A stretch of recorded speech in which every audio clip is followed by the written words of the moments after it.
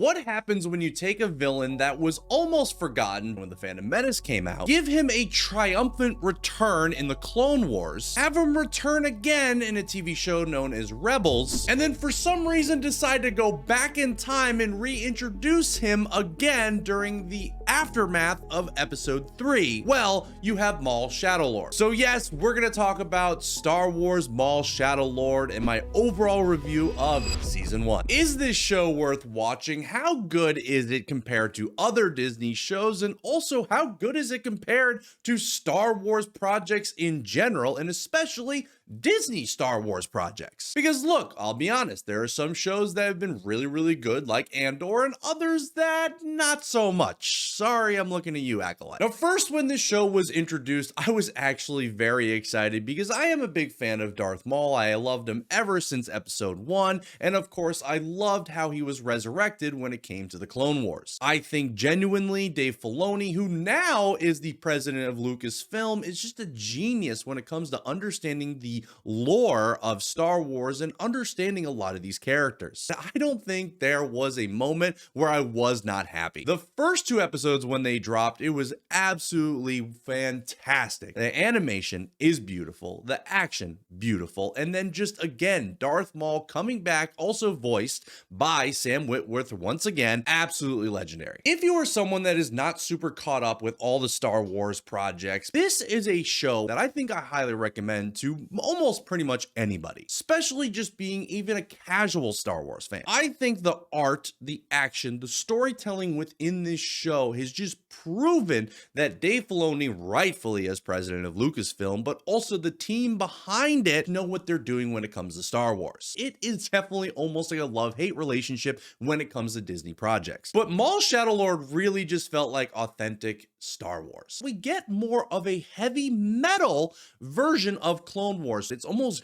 grittier, it's darker. You could tell that it's really after the events of episode 3 and things are just dark and grim. One of the coolest things that this show brought on was the character known as Devin. Now, to give you some backstory, the character Devin is a play off of Dark Talon from the Legend series. And we could kind of see within this show that Darth Maul is recruiting Devin just like he did in the comics with Dark Talon. They're both Twi'leks, and just the overall character was a lot of fun in this show. So after the first 2 episodes, I was really sold on this show. I said this show is going to be really good. 3 and 4, I am locked in at this point, and I just think overall, again, the series just kept elevating and what was going on. After 1 and 2, after 3 and 4, then we get into 5 and 6, and we're truly getting to the meat and potatoes of this show. Animation's consistent. The fight scenes are consistent. We are seeing Maul truly be a kind of different version of Maul, which I really enjoyed. We got to see like what he went through being the apprentice of Darth Sidious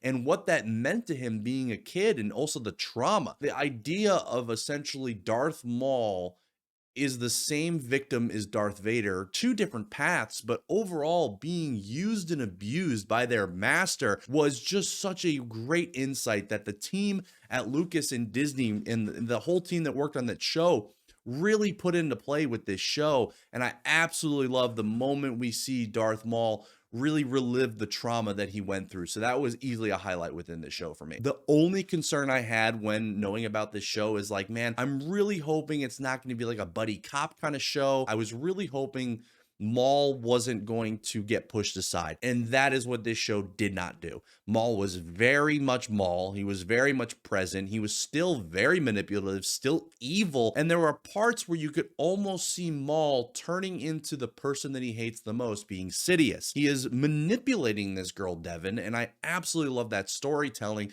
where we kind of see like he was getting obsessed with having his own apprentice and how he can turn her to being part of his side, and we just consistently see that within the show. Also, big shout out to the master of Devin, who was actually voiced by Dennis Hasbert, and I think Dennis really brought a great performance to this Jedi Master, and I genuinely liked this Jedi. I was like, oh, he's really fun, actually. Brandon Larson, the cop of the show, you could tell that you know, he was just trying to do the right thing, but he doesn't really know how much influence the Empire truly has and what the Empire is willing to do to get to their target. And that was also a really nice story going on. This is where things get really interesting because as any Star Wars fan, of course, I had my theories. There was a part in time where I said, you know what? I think Darth Vader is going to show up. I think there's a high possibility that Darth Vader is going to show up. A lot of you guys didn't believe me. We saw the hologram of one of the Inquisitors talking to whoever he was talking to. I was more than certain it was Darth Vader. The Inquisitors don't answer to Sidious. They answer to Darth Vader. And lo and behold, I was right. Now, once it came to episode 9 and 10, full transparency, Disney actually invited me to their final event over in Walt Disney Studios in California.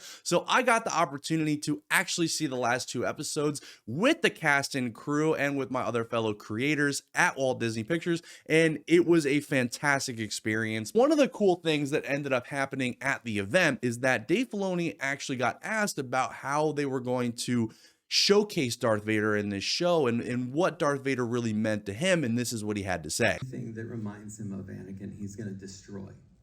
So when he sees a Jedi, he's going to destroy the Jedi because the Jedi would remind him unconsciously or consciously that he betrayed all of his friends and everything he knew and the life he grew up with. He was lied to, he was deceived, he can't accept that truth. So he's even farther down the path than Maul. You know, I find a lot of pity for him because in the depth of his treachery, and that's Darth Vader. Anakin's trapped in there somewhere. He is a destroyer, Darth Vader, and only, critically, only his son, only his offspring could make him spark, could make him see something. But at first, selfishly, you and I can rule the galaxy. That's where he goes. He doesn't come all the way back. It's a long process. So, and the reason for that is because this is George's character. This is the backbone of the whole thing. Big shout out to Disney and Lucas for inviting me. This event was very well done, very awesome. I even got a chance to take a picture with the voice actor of Darth Maul being Sam Witwer, and that was a fantastic moment as well. So big shout out to that. I will, of course, be very fair, and being very fair in this review, episode 8 and 9 are exactly what I wanted, exactly what I needed, and the hype of the show continues throughout with these last 2 episodes. Darth Vader shows up in this show. This is peak Star Wars right here. The fact that Darth Vader showed up, how he showed up, and just overall dominated the space, taking on 3 Jedi with one hand? Come on. I would go as say is when it came to episode 9 and 10, especially episode 10, the Darth Maul versus Darth Vader scene was probably as good as the Rogue One scene when Darth Vader is going down the hallway, and maybe one of the best scenes that we've ever seen of Darth Vader, and truly seeing how powerful this Sith is. I think this show, when it came to fight choreography,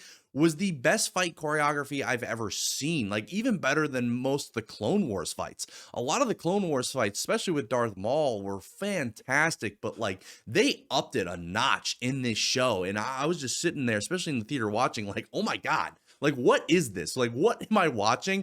And I loved every second of it. But you know me, guys, I am going to be very truthful. I'm going to be very honest about this review. Is Maul Shadow Lord worth watching?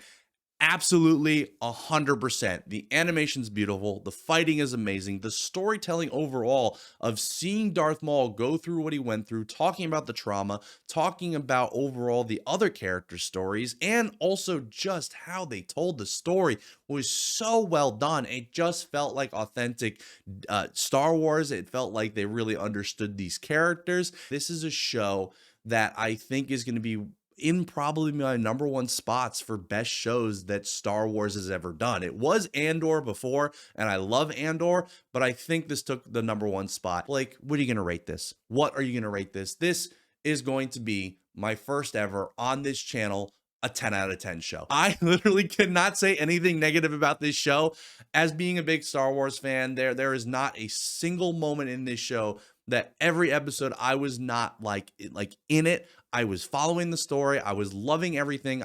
There is literally not a single thing that I can think of. This is going to be a first for the channel. This is going to be a 10 out of 10 show. Kudos to Lucasfilm, Disney, all of you guys. Like, you did such a phenomenal job with this show. I cannot wait until season 2, which if you didn't know, It is confirmed. Season 2 is confirmed. So I'm very much excited for Maul Shadow Lord Season 2. But guys, even though I maybe give this show a 10 out of 10, maybe you don't think it's a 10 out of 10. As always, guys, let me know your thoughts down below. Thank you so much for watching, and big shout out to all my Patreon members. It is one of the best ways to be able to support me and this channel. And like always, if you love reviews like this, remember to check out this one over here and this one over here. Like the video. And if you haven't already, remember to subscribe and hit that bell for notifications so you don't miss the next review.